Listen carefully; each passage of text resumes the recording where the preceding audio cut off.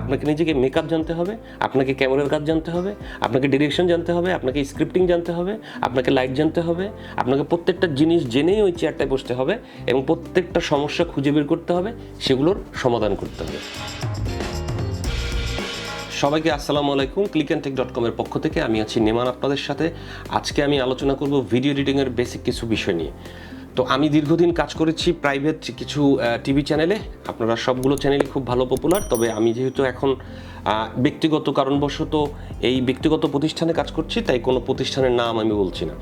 So এটুক বলার কারণও হচ্ছে যে আমার কাছ থেকে আপনারা কিছু জিনিস জানতে পারেন, আপনাদের জন্য ভালো হবে। আচ্ছা, সো ভিডিও এডিটিংয়ের মূলটা কী, গ্রামারটা কী, এটা যদি আমরা বলি তাহলে হচ্ছে ভিডিও এডিটিংয়ের কাজ হচ্ছে আমরা ভিডিওগুলোকে এমনভাবে উপস্থাপন করব যাতে মূল যে গল্পটা, মানে যে স্ক্রিপ্টের মাধ্যমে আমরা ভিডিওটা বানালাম, সেটা নাটক হোক, সেটা সিনেমা হোক, সেটা নিউজ হোক, সেটা ডকুমেন্টারি হোক, সেই মূল মেসেজটা বা সেই মূল গল্পটা আপনার সামনে ফুটে ওঠে।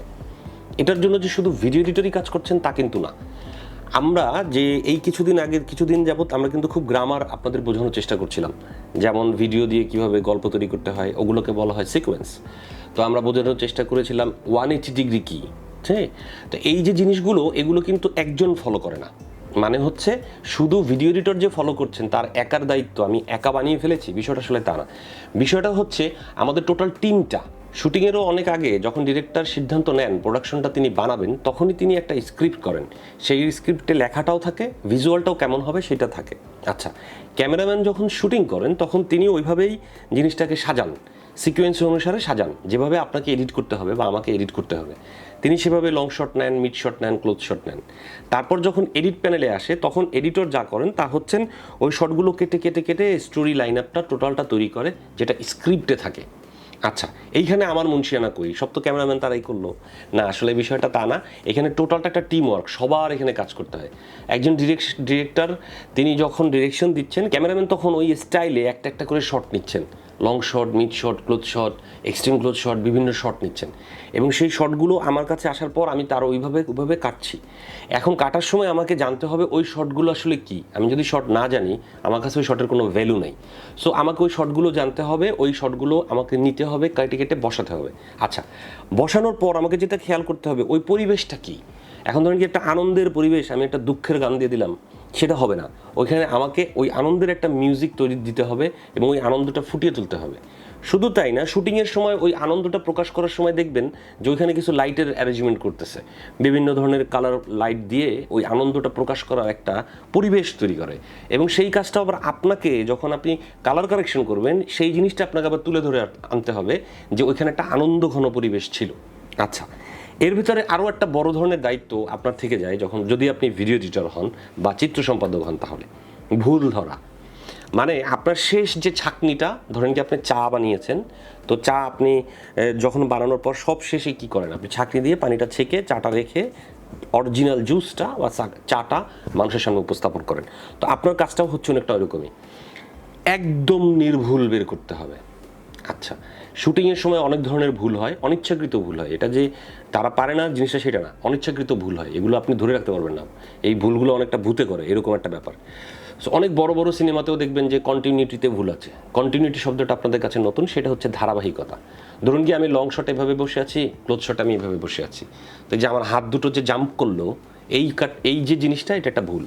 আবার ধরেন লং শটে লাইটটা যেভাবে করা ছিল, ক্লোজ শটে লাইটটা সেভাবে করা ছিল না। সো এই দুইটার ভেতরে লাইটের মধ্যে একটা তারতম্য আছে।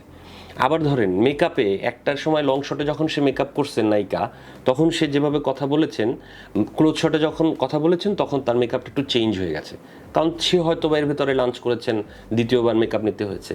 লাইটের অ্যারেঞ্জমেন্টের সমস্যা হইতে পারে, কাপড়ের সমস্যা হইতে পারে, দাঁড়ানোর স্টাইলের সমস্যা হইতে পারে।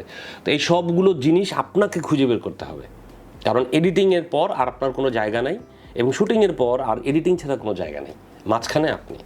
সো আপনাকে এই সবগুলো জায়গা বুঝতে হবে, আপনাকে নিজেকে মেকআপ জানতে হবে, আপনাকে ক্যামেরার কাজ জানতে হবে, আপনাকে ডিরেকশন জানতে হবে, আপনাকে স্ক্রিপ্টিং জানতে হবে, আপনাকে লাইট জানতে হবে, আপনাকে প্রত্যেকটা জিনিস জেনেই ওই চেয়ারটায় বসতে হবে এবং প্রত্যেকটা সমস্যা খুঁজে বের করতে হবে, সেগুলোর সমাধান করতে হবে।